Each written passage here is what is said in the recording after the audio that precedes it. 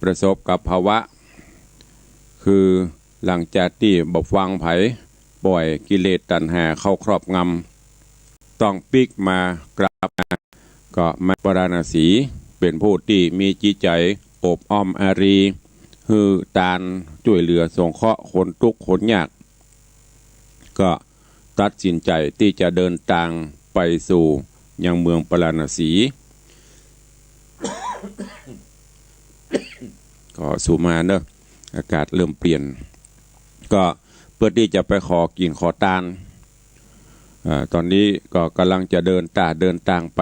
และที่เมืองปราณสีนั่นก็ต่างอโนจาแล้วก็ตุกตะโพธิสัตว์เจ้าก็กำลังตั้งกว้านตาลฮือกินฮือตาลมาโดยตลอดถึงสองจะไปพบไปปะกันก็ว่าจะเป็นจะได้ก็เจิญญาติโยมเฮาเจ้าข้าทั้งหลายติดตามรับฟังพระธรรมเทศนาในเรื่องของ8แรงออกยอดในตอนต่อไปณโอกาสบัดนี้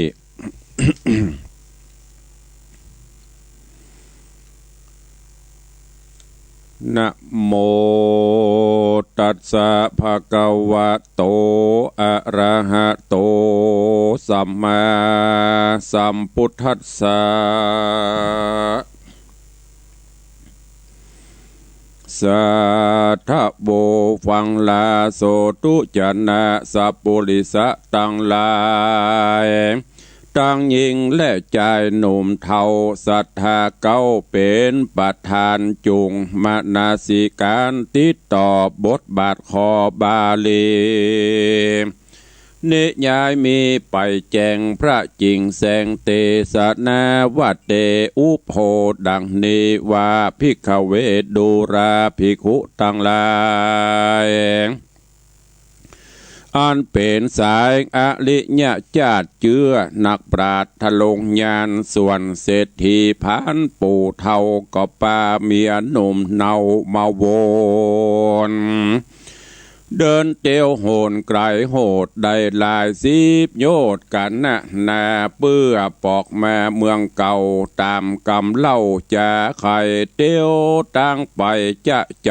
อ่านนับได้เดือนปลายก็จริงพันพายไปฮอดเมืองเกี่ยวยอดปุรีหันคนมีหนุ่มเท่าไหลหลังเข้าเวียงใจก็โดยไปบ่อจอดต่อเต่ารอดหงตาลหันโคนผ่านบ่อน้อยยืนเป็นถอยเป็นสายคนได้หลายก็ปอกไว้หน้าออกนี้ไกลส่วนคนใดบอดใดก็เลื่อนไกลไหลตัวพ้องหาบโกยหาบซาพ้องเปะบาตามปอ พ้องก็ขอพร่ำพร้อมพร่ำตังเข้าน้ำเงินคำมีนาน้ำลายแหล่เต้าก็แผ่ยอปันตามใจพันใครใดบอกเว้นไว้อันใดก็มีหันแหละนาตัดสะมิงที่ว่าเศษในวันนั้นเล่าโพธิสัตว์เจ้าตนองค์อาจกับนางนาฏอโนจาก็ได้มาเป็นก้าวโหยกยืนเขายอตานเศรษฐีผ่านใจหยาบปาเมียบาปปาลาไหลตัวหาเข้าไกลบอดตันได้เล่งหันยังสลีสีสุพันนอดเนาภริญาเมียเก่าเดิมมาเต้าและตาพ่อซ้ำยังเข้านามเงินคำวางถงตำตอดหน้าไขปากทาเร็วไวนางใส่ใจยศใหญ่เอาของใส่หยอปานมีหลายอันหลายสิ่งละสะยิ่งนาเท่าปาลาโลใส่ทงปอไก่เต็มตันยอมือพันตั้งเกลาขอแถมเล่าหลายอันก็มีหันเล็ดนามือเอื้อนานาง อโนจายศใหญ่เล็งพอไข่ดูดี หันเศรษฐีผัวเก่ามองหม่นเศร้าตกผ่านมาขอตานถึงฮอดนางเกี่ยวยอดโสภาบ่สังกาสักหยาดเต่าเกิดขวาดในใจว่าเป็นสันได้ผัวเก่ามูลมั่งเต้าเหลือลายปอยมากลายอยากไล่มองหมุนไม่นำแนยินขุนนาบอดน้อยนางยอดซอยบุญมีก่ออันจุลีน้อมไว้ซึ่งเต่าไทยนอโปทิญาณขาบทุนสารบอกกล่าวเกตดันเต้าตามมีแล้วไขว่าดีถามเรายังผัวเก่าตกผ่านว่าเครื่องครัวคานไล่แหล่เงินคำแผ่ถมทองวางย้ายกองแต่ก่อนเอาไปซ่อนเสียที่ในพื้นครัวใบแผ่นผ้าตั้งจางมางัวควาย ได้วามใบกร้อยกลาดหรือขายขาดไปไหนกะแลใสก้าใหญ่อันแลกไว้เล็งแยงเป็นคำแดงตั้งต้อนเอาไปซ่อนเสียนายเป็นสันได้แยกไรฮ้อนเดือดไม่นำแน่นันจาตีนั้นเศรษฐีผ่านหยาบจ้าเงินพอดนาราจเตวี สานพ่อดีจำได้เป็นเกี้ยวแก่นไทยอโนจายินสังกาดหลายหลากเหมือนมาหากหันเสือยินอายเหลือลำโลนปุ่นใครโลนนี่หายดักยูดได้ปังเป่าบอดตานเล่ากำได้ก็มิงหันและนาเมื่อนั่นอโนจานาไทยก็น้อมไว้ทุนสาซึ่งพระมหาสัจเจ้าขอโปรดเล่าคุณแน่เอาวัฏาแผ่นผ้าตั้งเครื่องแง่อลังการเงินคำคานหลายสิ่งมีก้ายิ่งหลายอ่านยืนยอปั่นมากเต่าเฮือผัวเก่าตกผ่านนอโปทิญาณตานเต้าใจจืนยาวยินดีตามเตบีมักไฟบอกโคดไม่สันได้การเจ้าไข่โป้งขาดนางน้อยนาดอโนจาก็เอาคำขาก้อนใหญ่น้ำนักใด3 ปาน ยืนยอปันผัวเก่าขออื่นเราลายประการตั้งครัวคานเสื้อผ้านางยกกว่าตันไปปูจังไรใจบาปใดหับลาบนำนา โยกยอมือสาน้อมไว้บอกกล่าวใดกำใดน้ำตาไหลย้อยหยาดฮ้อนไม่มาดเวโวน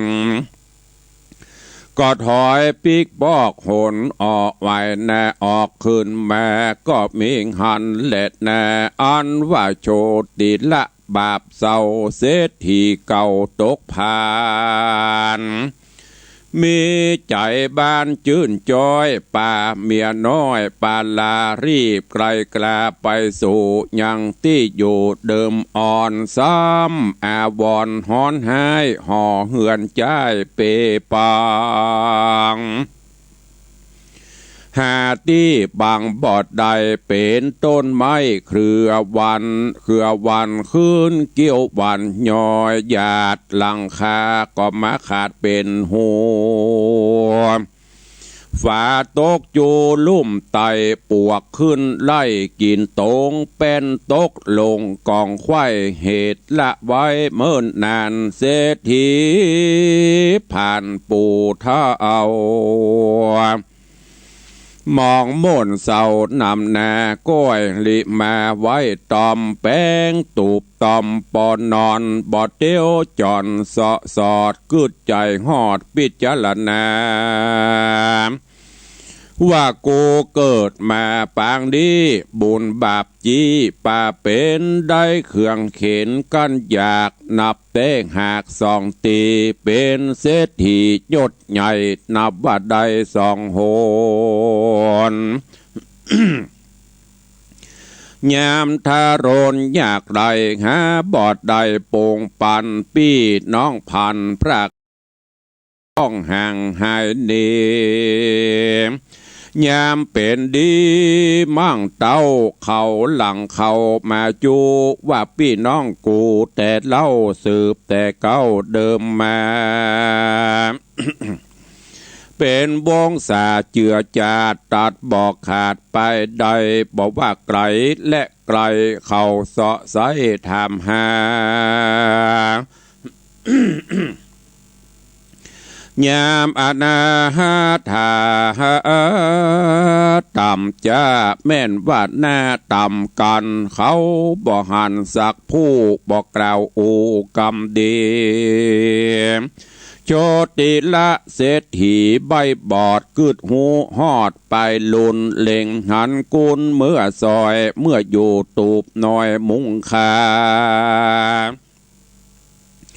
จริงโอดสาคำเจ้าก้อยไต่เต่าตามธรรมแบ่งเอาคำก้อนใหญ่ขายจ่ายใจกระทำการมันฮือตานบอกขาดบ่อประมาตังศีลเสาะหากินเลี้ยงใส่อันหาใดตามธรรมเมียคบยำผัวเท่าตามฮีดเก่ากองดีไขวัติกล่าวท้ออ้อย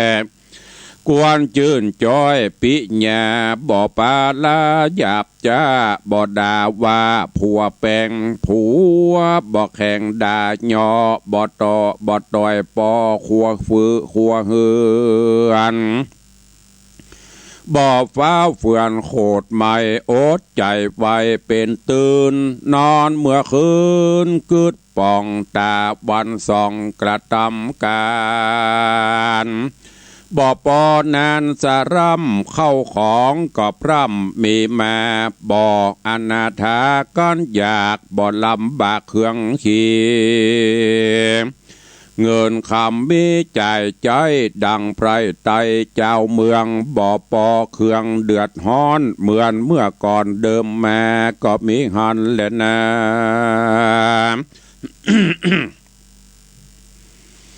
แม่นมีผู้จาหามาจากกล่าวใครหูข่าววิบากไปหลังว่าหนอพุทธังยอดซอยได้นางนาดน้อยอโนจาผู้โสภาบ่อเศร้าแม่ห้างเก่าเศรษฐีมาเป็นเตวีห่วมข้างอยู่ก่อสร้างหอใจ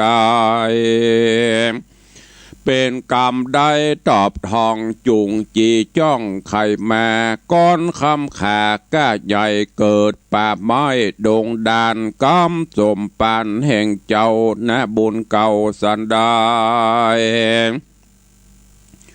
ขอจูงไขกล่าวแทงฮือเสียงแห่งสังกาก็กวนจากล่าวโอฮือได้หูตามธรรมว่าหนอองค์คำที่ราชเมื่อหลายจัดเดิมมามีโภคาหลายหลากฮือของซากเป็นตานแก่สัมณจารย์เจ้าจะเอาแก่คนเท่าอนาถามีศรัทธาบ่น้อยใจก็ถอยนำนากินสักกรรมเป็นซากจริงเอาบริจาคทานไปของกินได้น้อยใหญ่ต่างลูกไม้หัวมันกันจักปันย่อยื่นแก่คนอื่นแน่ๆก็ยิบมากินก่อนแล้วจริงย่อนเตตาน กรรมมาปานมาตองได้นั่งห้องเป็นพญากับอโนจาหนุ่มเนาแม่ห้างเมียเก่าเสียทีวิบากมีดังนี้บอดหลีกลี่ไกลกล้าตัดสมาเหตุนั้นเล่าคนหนุ่มเท่ายิงใจแม้นมีหลายเหลือหลากหรือตุกยากตกผ่านจักหือตันเข้าน้ำวัตถุพรำตามมีกวนดาดีแบ่งเป็นส่วนหือถูกทวนเป็นอันอย่าฮือมันเป็นซากจริงบริจากตันไปเป็นตันใสผ่าเสดพละเกิดลวงลายฮือสมหมายไฟหอยบอกกราดกล้อยเสียซูมจัดแลนา ปุณนาจะปะลังแถมประการหนึ่งเหล่านอพระเจ้าบุญนะแต่เมินมาหลายชาติศรัทธาอาจเจยบานได้เหือตานพับจอดได้ตานตอดลายปางวางตามต่างคุ้มไม้วางตอดไว้ลานี้แป่งใจดีจื่นสูว่าแม่นเผาผู้คนได้อยู่โหนไกลหรือไกลคนยากไรตกผ่านหรือสมณจารย์เจ้าคนหนุ่มเท่ายิงใจผู้ได้กายมาฮอดทับเอายอดของตันเจ้าเจยบานจื่นสู่บอกว่าผู้คนใดเกิดมาในชาตินี้บุญก่อนกี่ก็โตยมาป่าคำขาก้าใหญ่ในป่าไม้แดนโด่งย้อนอันนี้ส่งตานตอดได้มาฮอดเติงตันก็มีหันเล่นนาอ่านว่าโพธิสัตว์ตนองค์อาจกับนางนาฏอโนจาเป็นพญานั่งห้องคงเขตต้องปลาณสีก็มีแลนานิติตังขีญาสังวันนาวิเศษจากห้องเหตุธรรมเทศนาแปดแรงออกยอดก็บังกมสมเด็จสะเด็จพระธรรมเทศนาเรื่องแปดแรงออกยอดลำดับมาถึงยังผูกสุดท้ายผูกทวนที่7ในเรื่องหาสาระเรื่องราวในตอนนี้ก็มาถึงตอนที่โจติละเศรษฐีได้ปาเมีย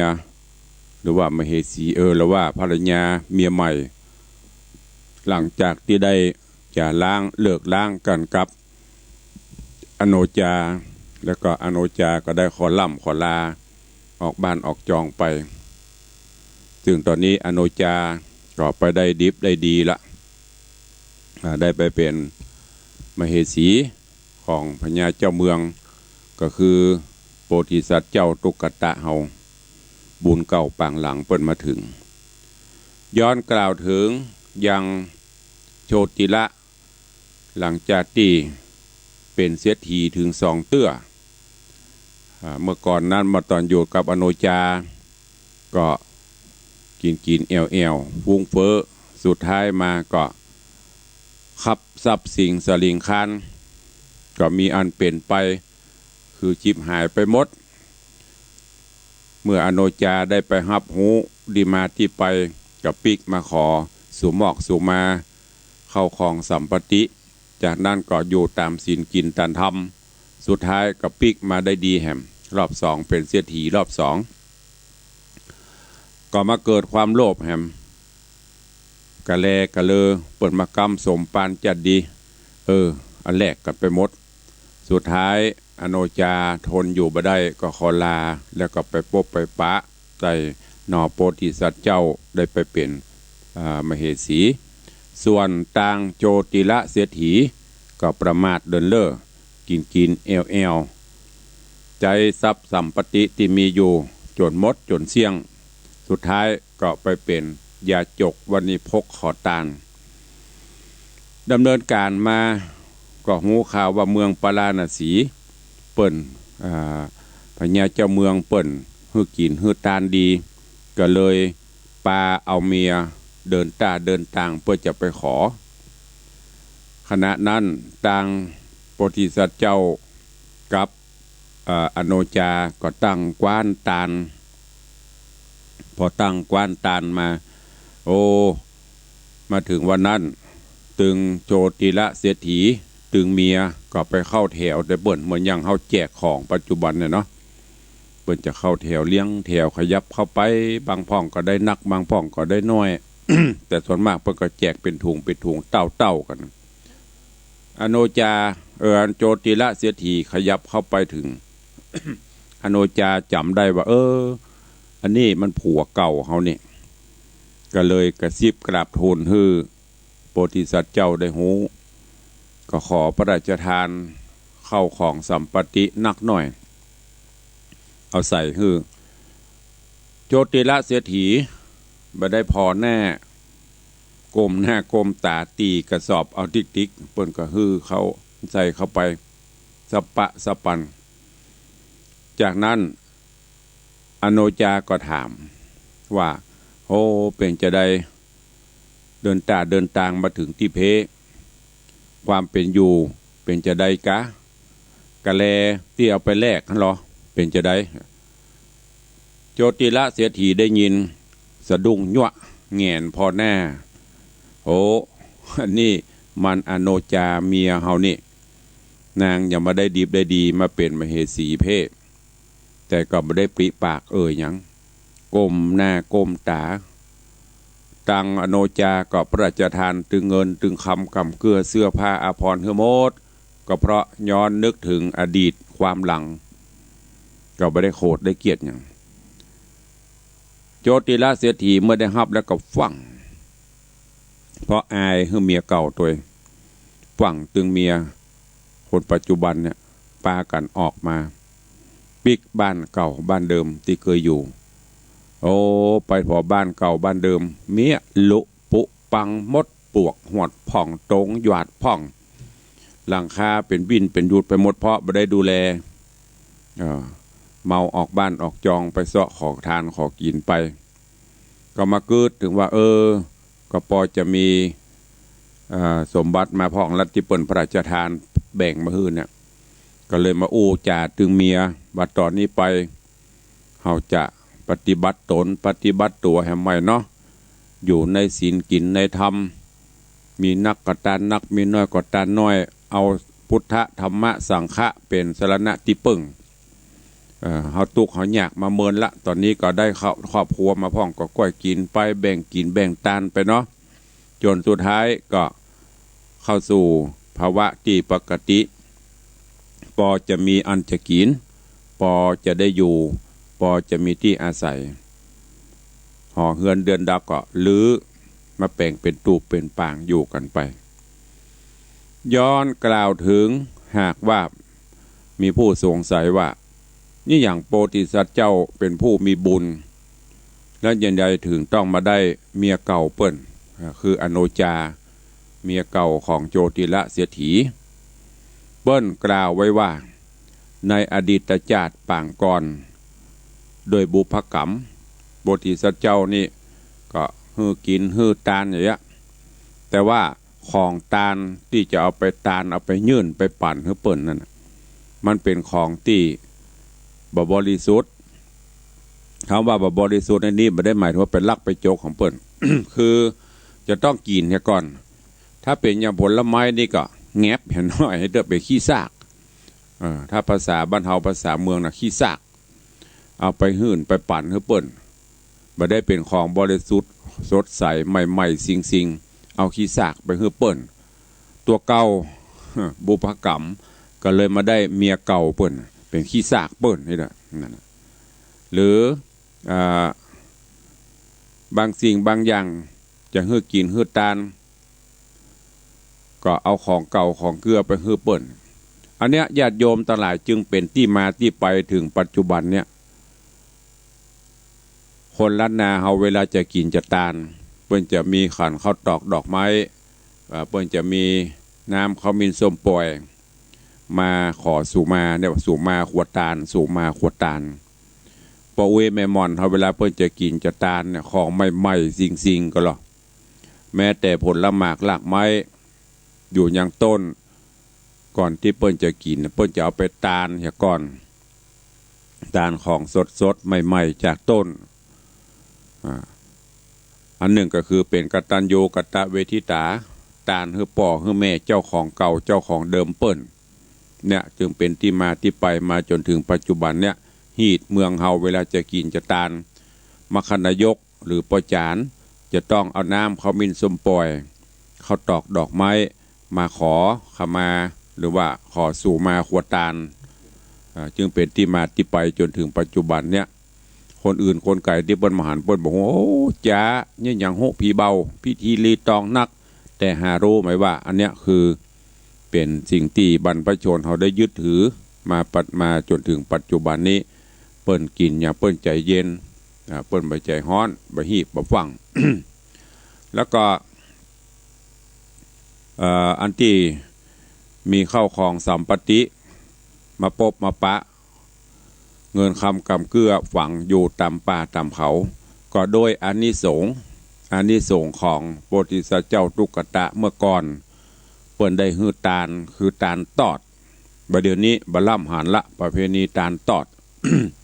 ก็จะมีเหลือผ้าป่ากฐินตาลตอดนั่นก็คือเปิ้นจะเอาไปไว้อย่างอาตมาก็เคยได้ห่วมได้หันอยู่เมื่อเป็นเน้นน้อยได้หันเปิ้นเอาไปตาลนี่เปิ้นจะมีคนตุสมมติเปิ้นจะช่วยคนตุกคนยากเปิ้นจะแปลงจองลิงจองอ้อยเนี่ยเอาครัวเขาใส่เป็นสลีตีนอนหมอนมุ้งเสื้อผ้าอาภรณ์เครื่องกินของใจใส่แล้วเปิ้นจะเอาไปเมื่อคืนเอาไปถึงก็ไปตั้งไว้หน้าตูบหน้าปางของคนที่เขาจะไปสงเคราะห์เปิ้นจะจิบทบบทัดนี่แล้วก็เปิ้นจะมีกำตักของเปิ้นของผีกับของคนกันอย่างพวกเนี้ยอันนี้เป็นเรื่องแห่งเรื่องก็เดี๋ยวก็ไปเล่าในการนาสาระพวกนั้นอันนี้คือตาลตอดหรือบ้านก็เอาไปวางไว้ตามตีต่างไข่ต่างหยังเพื่อคนตุกคนโจรเปิ่นสัญจรไปมาอย่างเขาจะสังเกตเห็นว่าเมื่อก่อนหน้าบ้านเขาเนี่ยจะมีหม้อน้ำเนี่ยก็เป็นตาลอันหนึ่งภายเตียวขึ้นเตียวล่องฮ้อนก็จะได้กินน้ำเดือนนี้มันหายไปหมดละนะเขาเลยปะขุมเงินขุมคำกันกระเปิ้นอันนี้คือเรื่องราวที่มาที่ไปโดยบุญบารมีเหล่านี้โชตโพธิสัตว์เจ้าก็เลยมาได้เป็นบรมโพธิมาได้เป็นเจ้าบ้านเจ้าเมืองมาปบมาปะฮักกับแม่หญิงตีมีบุญกุศลเก่งกู้บุญกันมามันถ้าภาษามาก็คือประสบความทุกข์ความยากมาก่อนใจกรรมให้ก่อนแล้วกลับมาปะบุญบรรลุฉะนั้นญาติโยมทั้งหลายอันเนี้ยเราเป็นชาวพุทธการกินการทานก็ต้องฮื้อบริสุทธิ์พุทธพองและที่สำคัญก็ต้องมีใจบริสุทธิ์พุทธพองเวลากินเวลาทานจะไปหน้าตาบูดบึ้งจะไปทานตัวจมตัวเดือดตัวอันเนี้ยบ่ได้พละอานิสงส์อะไรยังเมื่อเราจะทานก็ต้องมีความพร้อมแล้วก็ตั้งจิตอธิษฐานเอาจะไปทานสักแต่ว่าทานตัวเดือดตัวเขาอย่างหูผีเบาตู้เจ้าวันนี้วัดวาอารามเฮาบ่เดียวก็เดี๋ยวก็อันนั่นก็เดี๋ยวก็อันนี้เบิ่นก็บ่ได้บังคับเมื่อเฮาบ่พร้อมก็เป็นหยังเฮาพร้อมเฮาก็ทานไปเนี่ยสมัยโบราณป้าอุ้ยแม่มอนเฮาเปิ้นปฏิบัติกันมาเช่นนี้เพราะฉะนั้นเฮาจะหันว่าความเป็นอยู่ก็จึงมีความสุขกันเวลาวัดวาอารามมีการมีงานเปิ้นก็ไปช่วยโดยจิตใจอันเป็นกุศลเหมือนอย่างจิตอาสาที่พระบาทสมเด็จพระเจ้าอยู่หัวเปิ้นทรงตั้งปัจจุบันเนี่ยไปโดยจิตอาสาบ่ได้หวังหยังได้ก็ดีบ่ได้ก็แล้วไปถือเป็นบุญเป็นกุศลทาน เปิ้นก็ตานไปตามที่จะมีตั้งจิตอธิษฐานบุญกุศลจิตใจบริสุทธิ์พุทธพองผลบุญนั้นก็เกิดขึ้นดังนั้นฝากไว้กับญาติโยมทั้งหลายเนอะธรรมเทศนาเรื่อง8แรงออกยอดหรือกะแลโป่งเนี่ยเป็นสิ่งที่ฟังแล้วเก็บแกะก้อนไกลเอาไปมันต้องไปโลภโมโทสันอันยังญาติโยมทั้งหลายพอใจในสิ่งที่ตนได้เบิ่งใจในสิ่งที่ตนมีเนี่ยเป็นความสุขตุลุงก็ดีครูบาอาจารย์ก็ดีนักปราชญ์ราชบัณฑิตก็ตามเปิ้นก็บอกตราบใดที่คุณไม่รู้จักคำว่าพอไม่ต้องไปดิ้นรนหาบพบปะสักเตื้อความสุขคำว่าพอหรือปอในที่นี้มันจะว่าโอ้วันนี้มินิ10 บาทละปอละอีบใจคือได้อย่างมาเท่าใดเฮาก็พอใจในสิ่งที่เฮาได้แม้แต่สมบัติพระสถานของพ่อของแม่ที่เปิ้นฮื้อมาเฮาลั่งจะได้ตะอี้ก็ได้ตะอิ่งภูมิใจว่าเฮาได้มาที่ของเฮาลั่งได้ตะอี้ก็บ่ต้องไปโลภโมโทสันโลภนักตุกนักขึ้นลงขึ้นศาลฟ้องร้องกันบ่ฮู้จักจบบ่ฮู้จักสิ้นเหมือนอย่างตระกูลใหญ่ๆที่เฮาได้ยินเป็นข่าวนะสุดท้ายก็มีไปได้ประตูสักคนตายเขาหิวกันไปหมดทิ้งเพื่อเป็นละเพื่อเป็นสาทานของลูกของหลานไปพอใจในสิ่งที่เขามีกินไปตานไปรักษาเมืองของเขาก็คือจิตราชจิตใจเขาเนี่ยคือเบิกบานแจ่มใสบ่ต้องไปอิจฉาคอยนวลไผอย่างเปิ้นบ่บาหิหาไปเตอะบ่ต้องไปขวายเงินกองเต้าดอยก็เอาไปบ่ได้จะมีกี่หมื่นกี่พันล้านอันนี้แน่กูอย่างอันนี้ส่วนกูอย่างอันนี้เงินกูอย่างสุดท้ายก็มหันไผ่ปกไปตัวสักคนไปกับบุญกับบาปฝากไว้กับญาติโยมทั้งหลายเนอะนำไปคิดพิจารณาไปปฏิบัติอยู่ในศีลในธรรมไปจิตใจเบิกบานแจ่มใสเนี่ยโอ้นักเหลือมีเงินคำเป็นหมื่นเป็นล้านตื้อบางพ่องเงินมีนักสมบัติมีหลายแต่จิตใจบ่ม่วนอยู่ในเงากกงกอยู่ในเป็นความเครียดสะปะสะปันกลัวเปิ่นมันหลู่มาจริงกลัวมันสิบหายกลัวมันมดมันเสี่ยงเนี่ยเป็นปูโสมเฝ้าทรัพย์ตรงกันข้ามกับคนที่ลองเปรียบเทียบคนที่เปิ่นเจาะว่าหากินบางเตื้อนะเขาเปรียบระหว่างเสียถีกับคนขอตาลคนขอตาลนี่มูจักตุกหรอขอตาลไปบางเตื้อก็นอนตามถนนหนทางไปเปิ้นก็มีความสุขของเปิ้นไปแหมแบมนะถ้าเรามองเป็นธรรมะนะเป็นความสุขไปแหมแบมต้องไปเครียดและแหมโพนเสียทีมีเปลอะกินบ่ได้นอนบ่หลับเป็นเพราะว่าพะวงเนี่ยเพราะนั้นก็มอกมัชฌิมาเนอะปฏิปทาไปกินไปตันไปบุญกุศลก็จะสนองตอบก็ฝากไว้กับญาติโยมทั้งหลายเนอะเอาแล้วเนาะพอควรแก่เวลาเหลือเวลาแถมน้อยก็จะได้อู้จาภาษาหน้าใหม่เข้าสู่โหมดใต้รายการในวันนี้ก็ก่อนที่จะได้อู้ได้ก็ขออนุโมทนาขอบคุณกับญาติโยมศรัทธาเนอะที่ได้มาร่วมในการจะปิดคำพระเจ้าปิดทองพระเจ้าปิดทองพระเจ้าที่ตุลุงได้ประกาศประชาสัมพันธ์ไปกับญาติโยมทั้งหลายก็มีหลายท่านหลายคนที่ได้เข้ามาร่วมโมทนาบุญก็ขอบคุณกับแม่อุ้ยมอนจันคำแสงบุญเนอะฝากพี่นานมาก็ได้หับไว้เรียบร้อยแล้วขอบคุณโยมแม่ปราณีพยัคฆ์ไคหพลขอบคุณกับโยมแม่จันดีวิสุทธินันเนอะนอกจากนั้นก็มีโยมสังวานจาคำโยมลำจวนละอองนางสาวจุธรรมาศจาคำโยมอลงกรสิริแปงเด็กชายศิรวิทย์พุทธาเด็กชายกันพิมุกฤทธิ์เรืองโรจน์ได้มาร่วมโมทนาบุญตวานี้บริจาคปิดทองพระเจ้าก็ขอขอบคุณด้วยใครจะอู้จะจะจานหรือจะร่วมโมทนาบุญกับตุลุงก็เข้ามาได้เนอะ0817836540ขอเจริญพรโยมธีรวุฒิมากเมือง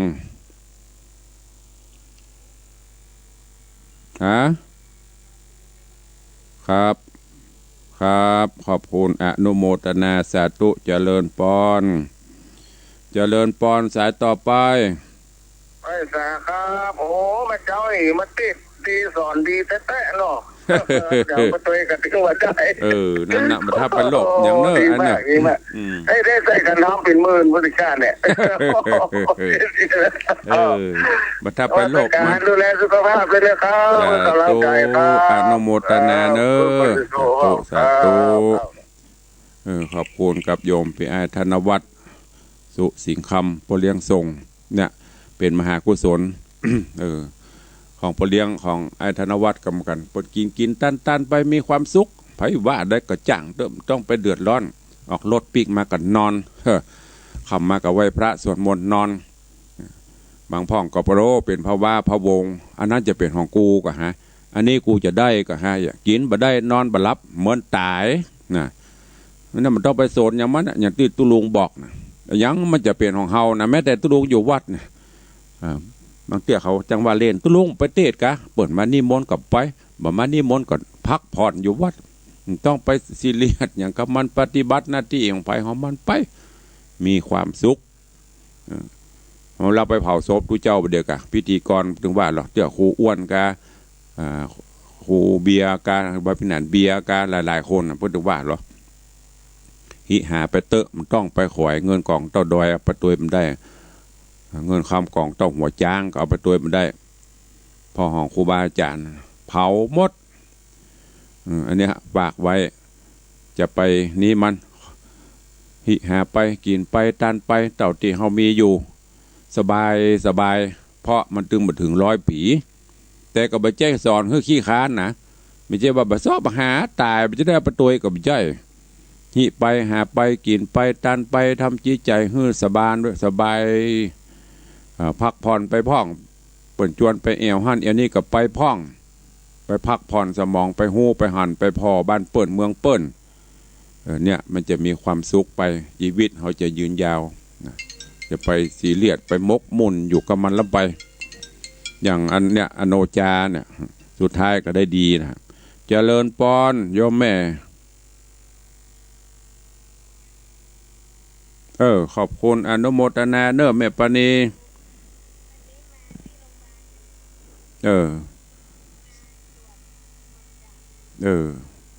เป็นยังรวดแล้วก็ปิก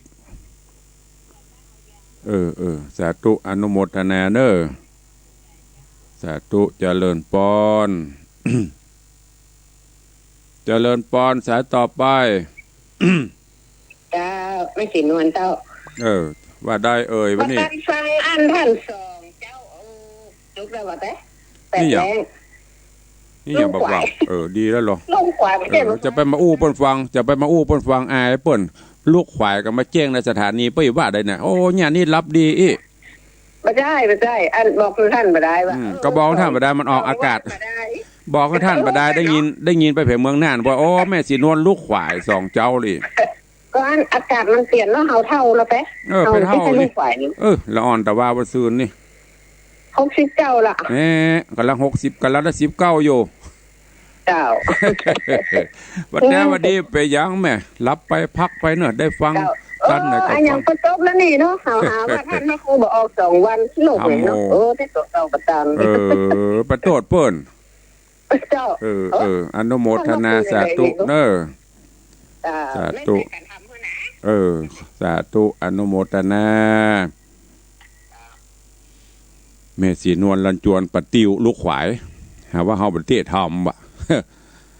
ต้องลูกขวายต้องปรับเนอะปรับ2 เท่าเซลเล่นอู้เล่นตุลุงอู้ยันเนอะบางเตื้อโยมว่าตุลุงนี่อู้บ่ม่วนอู้จะเนี้ยใจยังไงก็อู้จะได้ก็ว่ากันไปเจ๊ว่าอันนี้เนอะมันได้โคตรมันได้อย่างไผหยอกล้อเล่นไปเอาม่วนเรือแฮมซักสายมีก็เดี๋ยวจะได้ล่ำได้ลากันแล้วเนอะวันนี้เดี๋ยวมางายแฮมเบิร์ดก็จะได้ไปร่วมพิธีเปิดสถานี96อย่างเป็นทางการ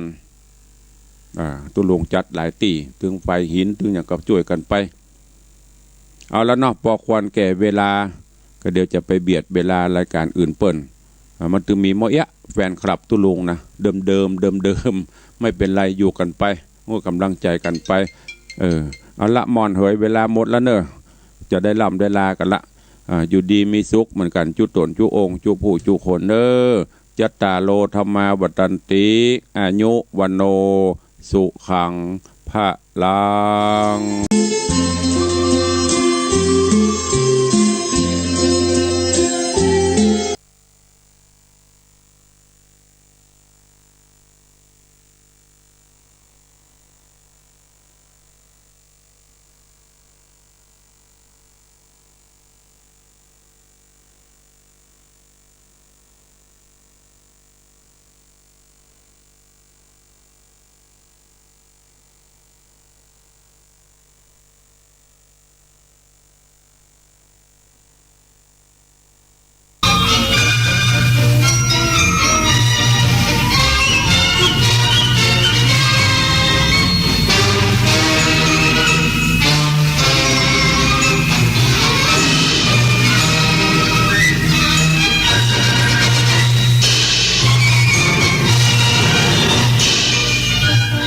ที่นี่สถานีวิทยุกระจายเสียงแห่งประเทศไทยต่อไปเสนอข่าวซึ่งมีหัวข้อข่าวดังนี้นายกรัฐมนตรียืนยันรัฐบาลพยายามทำให้ไทยได้วัคซีนป้องกันโควิด -19 ตามแผนที่วางไว้พร้อมย้ำการปฏิบัติตามแนวทางสาธารณสุขคืออาวุธที่ดีที่สุดในขณะนี้รัฐมนตรีว่าการกระทรวงศึกษาธิการกำชับสถานศึกษาให้ปฏิบัติตามมาตรการป้องกันการแพร่ระบาดโควิด -19 หลังเปิดเรียนวันนี้วันแรกบริษัทแอสตราเซเนกาจะเพิ่มการจัดส่งวัคซีนป้องกันโควิด -19 ให้แก่ประเทศสมาชิกสหภาพยุโรป30%เดชาพลภูวรานุเคราะห์กับทรัพย์สิริแต้รัตนชัยสร้างประวัติศาสตร์คว้าแชมป์แบดมินตันประเภทคู่ผสม3รายการใหญ่ที่ไทยเป็นเจ้าภาพต่อไปเป็นรายละเอียดของข่าวพระราชกฤษฎีกาให้มีการเลือกตั้งสมาชิกสภาผู้แทนราษฎรจังหวัดนครศรีธรรมราชเขตเลือกตั้งที่3แทนตำแหน่งที่ว่างพุทธศักราช2564พระบาทสมเด็จพระปรเมนทรรามาธิบดีศรีสินทรมหาวชิราลงกรณ์พระวชิรเกล้าเจ้าอยู่หัวมีพระบรมราชโองการโปรดเกล้าโปรดกระหม่อมให้ประกาศว่าโดยที่เป็นการสมควรให้มีการเลือกตั้งสมาชิกสภาผู้แทนราษฎรที่มาจากการเลือกตั้งแบบแบ่งเขตเลือกตั้งขึ้นแทนตำแหน่งที่ว่างอาศัยอำนาจตามความในมาตรา105วรรค1วงเล็บ1และมาตรา175ของรัฐธรรมนูญแห่งราชอาณาจักรไทยจึงทรงพระกรุณาโปรดเกล้าโปรดกระหม่อมให้ตราพระราชกฤษฎีกาขึ้นไว้โดยให้มีการเลือกตั้งสมาชิกสภาผู้แทนราษฎรจังหวัดนครศรีธรรมราชเขตเลือกตั้งที่3แทนตำแหน่งที่ว่างให้ใช้บังคับตั้งแต่วันประกาศในราชกิจจานุเบกษาเป็นต้นไปและให้ประธานกรรมการการเลือกตั้งรักษาการตามพระราชกฤษฎีกานี้ให้ไว้ณวันที่30มกราคม2564เป็นปีที่6ในรัชกาลปัจจุบันผู้รับสนองพระบรมราชโองการพลเอกประยุทธ์จันทร์โอชานาย